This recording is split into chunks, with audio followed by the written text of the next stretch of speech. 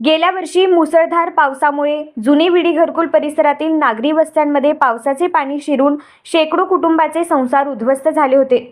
अनेकांच्या घरांमध्ये 2 ते 3 फूट पाणी शिरल्याने मोठे नुकसान झाले होते. आगामी पावसाळा तोंडावर आला असतानाही या भागातील पाणी निचऱ्याच्या समस्येवर कोणतीही कायमस्वरूपी उपाययोजना करण्यात आलेली नसल्याने नागरिकांमध्ये तीव्र नाराजी व्यक्त होत आहे. जुना विडी घरकुल परिसर यंदाच्या पावसाळ्यातही जलमय होण्याची भीती आहे.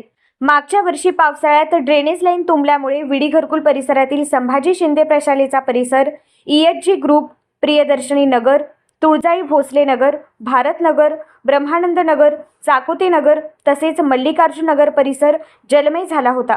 अनेक घरांमध्ये घाण पाणी शिरल्याने संसार उपयोगी वस्तू, अन्नधान्य, कपडे तसेच व्यावसायिक आस्थापनांमधील साहित्याचे मोठे नुकसान झाले होते.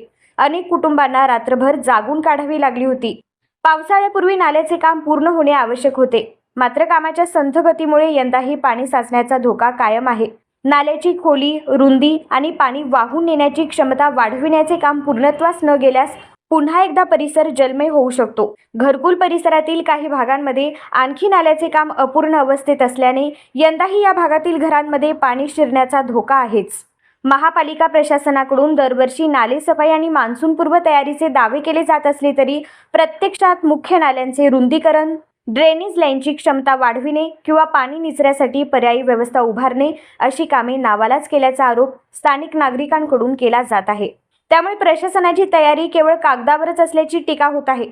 पावसाळा अवघ्या काही दिवसांवर येऊन ठेपला असताना महापालिकेने तातडीने प्रभावी उपाययोजना न केल्यास विडी घरकुल परिसरातील नागरिकांना पुन्हा एकदा पावसाच्या पाण्यात दिवस काढावे लागतील अशी भीती या परिसरातील नागरिकांना सतावत आहे.